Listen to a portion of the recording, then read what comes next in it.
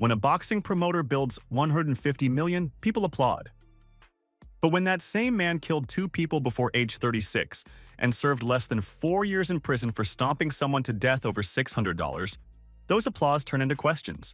And when every champion he made rich, Muhammad Ali, Mike Tyson, Larry Holmes, Tim Witherspoon, ends up in a courtroom swearing he stole from them, those questions become accusations. And when a Senate investigation follows and the man invokes the Fifth Amendment, those accusations become something darker. In today's video, we share the story of Donald King, the numbers runner from Cleveland who built 150 million on boxing and left behind a question every fighter he promoted is still trying to answer. Chapter 1: The Empire, the Fortune, and the Men Who Say He Stole It. At the peak of his power in the mid-1990s, Don King promoted 47 world championship bouts in a single year, a record that has never been matched in the history of boxing promotion. He controlled the heavyweight division of professional boxing with a grip that stretched across 2 decades, representing Muhammad Ali, George Foreman, Joe Frazier, Larry Holmes, Mike Tyson, and Evander Holyfield at various points across his career. Those names were not just champions. They were the entire architecture of the sport's golden era, and they all worked for the same man. In 1974, King negotiated a record-breaking $10 million purse for the Ali-Foreman fight in Zaire, a number that had never been offered for a boxing match in the history of the sport. In 1975, he promoted the Thrilla in Manila. In 1984, he organized Michael Jackson's Victory Tour, promising the Jackson family a $3 million advance and extending his reach from boxing into entertainment without missing a step. He owned the Call and Post newspaper in Cleveland, a black-owned publication serving the Ohio community he had grown up in. He bought a beachfront estate in Manalapan, Florida for $7.8 million in 1999, purchased 2 additional nearby properties for $6.5 million, and eventually sold the package for $15.9 million in 2016. His estimated net worth stands at $150 million today. The magnitude of that fortune becomes extraordinary the moment you hold it against where it started. Donald King was born into a Depression-era ghetto in Cleveland, Ohio in 1931. His father was killed in a workplace explosion when King was 10 years old. The insurance payout to the family was $10,000. That is where the story of 150 million begins, and the distance between those two numbers contains everything you need to know about Don King. Because the men who helped him travel that distance say they were never paid what they were owed for the journey. Muhammad Ali sued King for underpaying him $1.2 million from a fight purse. King settled by sending $50,000 in cash to Ali's hospital room, where the ailing former champion signed a document dropping the lawsuit in exchange for less than 4 cents on every dollar he was owed. Larry Holmes alleged King cheated him out of $10 million across their working relationship, receiving only $150,000 of a contracted $500,000 for his fight with Ken Norton, $50,000 of $200,000 promised for Ernie Shavers, and facing repeated underpayments that Holmes said totaled tens of millions across their entire time together. Holmes settled for $150,000 and signed a pledge never to say anything negative about King to the press again.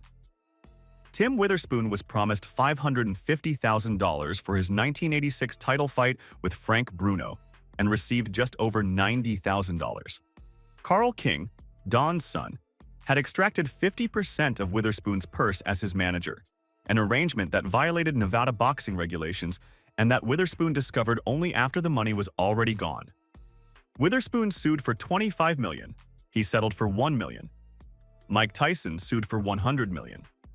He settled for $14 million. Terry Norris sued and settled for $7.5 million. Chris Bird claimed King took 70% of his total earnings during his entire title reign. Muhammad Ali said to Witherspoon at ringside before one of his fights, quietly and directly, "I know you are getting robbed." The lawsuits were not exceptions to Don King's career. They were the operating model. The system behind them had 3 consistent components. The first was contractual entrapment, promotional agreements that locked fighters into exclusive arrangements, making it nearly impossible to find title fights or significant television exposure without King's cooperation. The second was the management conflict, placing his son Carl King in the manager's seat for fighters Don also promoted. Collecting money on both sides of every transaction, in violation of boxing commission rules that existed specifically to prevent it. And the third was the settlement itself. Every fighter who sued King faced years of litigation that burned through their prime earning years, followed by a settlement for a fraction of what they were owed and a non-disclosure agreement preventing them from telling anyone exactly how little they received. And the system worked with ruthless consistency across 4 decades. And it made Don King $150 million. Chapter 2. Cleveland, a dead father, and the education no school could give. The Cleveland, Ohio of 1931 offered its black residents a clear and narrow set of options. Legal employment paid little and promised less in a city shaped by industrial segregation. The numbers racket, an illegal lottery run through black neighborhoods across American cities, was the primary economic infrastructure of a community that a segregated America had deliberately excluded from legitimate wealth building. Working-class residents treated the numbers game as both entertainment and aspiration, a daily wager on 3 digits drawn from stock market closing figures that offered the closest thing to financial mobility their neighborhoods could access. Clarence King, Don's father, worked at the Otis Steel plant owned by the Jones and Laughlin Company and was killed on December 7, 1941, when a ladle of molten steel exploded and engulfed him. Don King was 10 years old. Hattie King took the $10,000 insurance settlement and relocated the family from the ghetto to the middle-class Mount Pleasant neighborhood of Cleveland, a decision that represented both an escape from poverty and Don's first lesson in what a single sum of money, deployed at the right moment, could do for a family's entire trajectory. When the settlement ran out, she baked pies and her sons sold them on the street along with bags of roasted peanuts. As a promotional gimmick, Don and his brothers started slipping a lucky number into each bag. Those numbers made the King boys immediately popular with the local gambling community. Don King had found his calling before he was old enough to name it. By his 20s, he was a well-established numbers runner. By 30, he was the most successful numbers banker in all of Cleveland, having designed a system that rigged a stock market-based numbers game to reduce his personal risk to 201 odds while collecting at 501. A financial engineering achievement that most formally educated businessmen would have been proud to produce. He accumulated the kind of wealth that announced itself in fancy clothes and shiny cars across the Central Avenue neighborhood.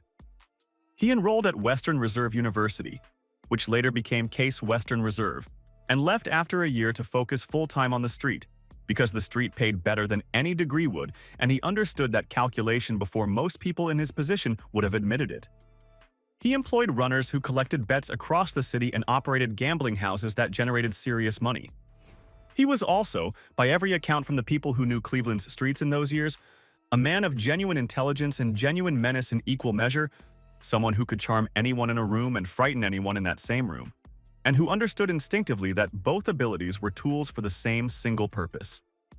In December 1954, King walked into one of his gambling houses and found a man named Hillary Brown attempting to rob it. King shot Brown in the back. The court ruled it justifiable homicide and he walked free. The message was received by everyone paying attention in Cleveland. No one gets between Don King and his money. But the justifiable homicide ruling only delayed the moment when a prison cell would finally be required. And when it came over $600. Chapter 3. The Killing on Cedar Avenue and the Prison That Built Him. On April 20th, 1966, King walked into the Manhattan Tap Room in Cleveland and spotted a man named Sam Garrett, a former employee in his numbers operation who owed him $600 on a gambling debt. King confronted Garrett outside the bar. What followed was not a fight. King pistol-whipped Garrett and then stomped him to death. On Cedar Avenue in broad daylight, a jury convicted him of second-degree murder. A judge reduced the charge to voluntary manslaughter on the reasoning that a man enraged over a $600 debt could be considered emotionally disturbed beyond reasonable control. A legal conclusion that said as much about the value placed on Sam Garrett's life as it did about Don King's temperament. King served 3 years and 11 months at Marion Correctional Institution in Ohio.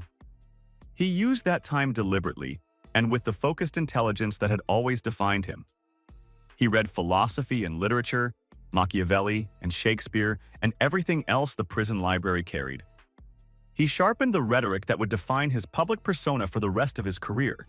The thunderous declarations and elaborate verbal constructions that could hold a room of journalists or a room of billionaires with equal authority. He studied the mechanics of persuasion with the same precision he had once applied to rigging numbers games.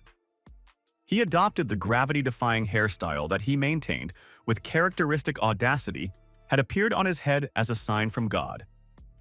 He was pardoned in 1983 by Ohio Governor James Rhodes, with letters of support arriving from Jesse Jackson, Coretta Scott King, Art Modell, and George Voinovich, a roster of civic voices that said more about King's social reach than about the justice of the pardon itself. He emerged from prison in 1971 with a single clear intention. The legitimate world was going to serve him at least as well as the illegal one had. Within a year of his release, King organized a charity boxing exhibition to benefit Cleveland's Forest City Hospital, the only black hospital in the city, which was facing closure.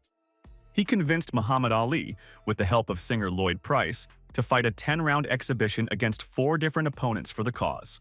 The event raised over $80,000 for the hospital. It also showed King everything he needed to understand about the business he was about to enter. Boxing was a legal numbers game with bigger purses and an audience of millions instead of thousands. Control the man in the center of the ring and collect from every direction. He had been running that dynamic his whole life. He just needed a bigger operation around it. Chapter 4: Henrietta, Zaire, and the Making of an Empire. That operation required a partner.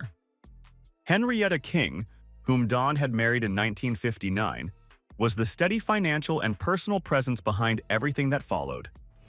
While Don was the public force and the negotiating engine, Henrietta managed the household and the family finances through the prison years, through the rumble in the jungle, through the lawsuits, through all of it.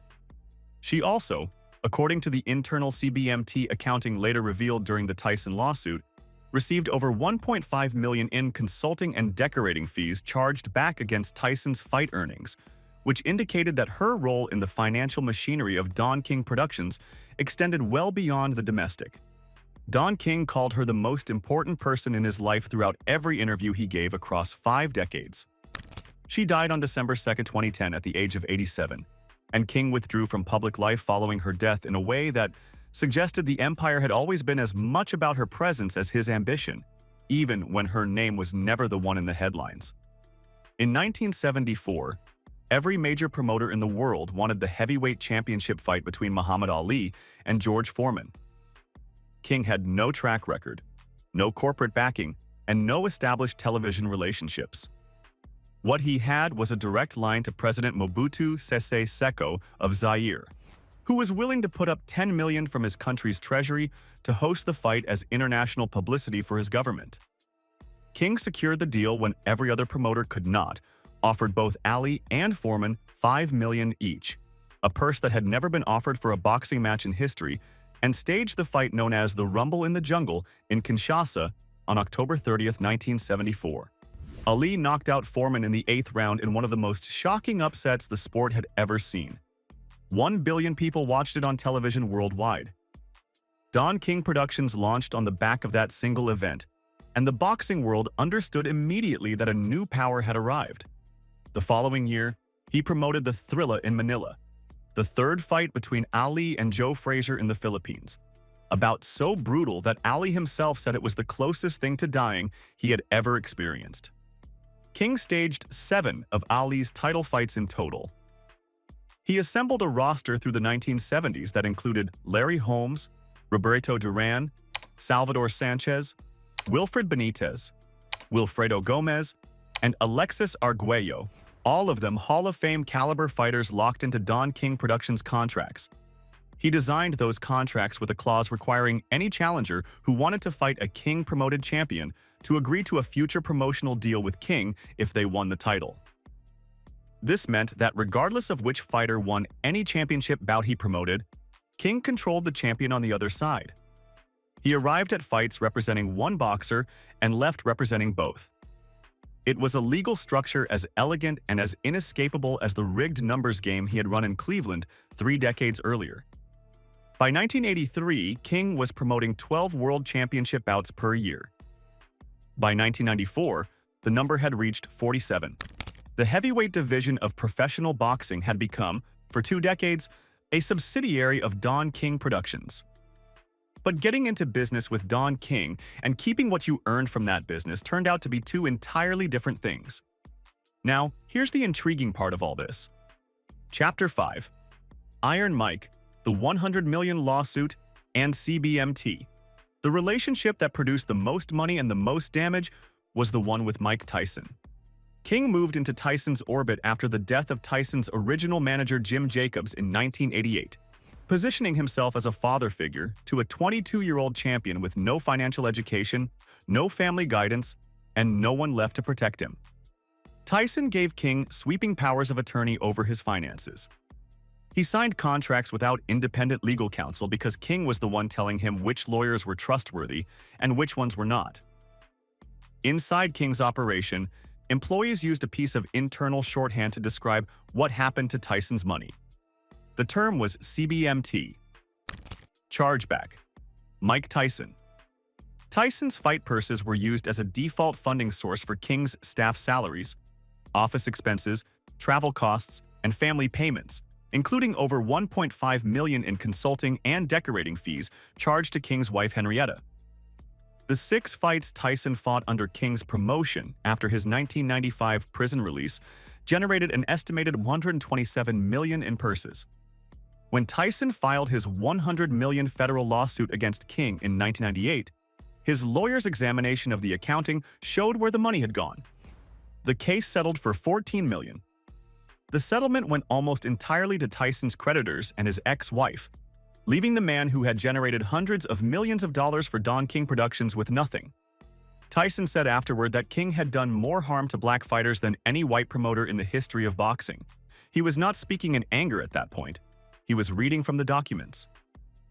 Chapter 6. The system that survived everything. King survived everything that was ever brought against him. The tax evasion charges of 1985 ended with his secretary convicted and serving 4 months, while King somehow walked free. The 9-count insurance fraud indictment in 1995, brought by Lloyd's of London after King allegedly collected $350,000 for a cancelled fight, ended in a hung jury after a trial that produced no conviction and cost King nothing but legal fees. The Senate investigation into his connections within the International Boxing Federation, whose president Robert Lee was later convicted of racketeering and sentenced to prison, somehow produced no indictment against King personally, only prosecutors going on record to describe him as the principal beneficiary of Lee's entire criminal scheme. When that same Senate investigation asked King directly about his connection to organized crime figure John Gotti, King somehow invoked the Fifth Amendment and walked away without further consequence. The $2.5 billion defamation suit he filed against ESPN in 2005, after the network aired a documentary stating he had killed 2 men and threatened to have fighters killed, was dismissed by a Florida court on the grounds that the statements were not knowingly false, a ruling that did not dispute the facts, only ESPN's state of mind in reporting them. Every institutional mechanism that existed to stop a man like Don King was deployed against him at some point across his career. Not one of them succeeded. He absorbed every charge, settled every lawsuit for a fraction of what was alleged, extracted non-disclosure pledges from the men he had taken from, and returned to promoting the next card as if none of it had happened. The author Jack Newfield, who spent years investigating King for his biography, The Life and Crimes of Don King, wrote the summary as plainly as it could be written. Forget death and taxes. The only sure thing in boxing is that, win or lose, Don King is counting the money. Because the most remarkable thing about Don King was never the empire he built. It was how completely he rebuilt it every single time it should have collapsed. Chapter 7. What $150 million looks like at the end.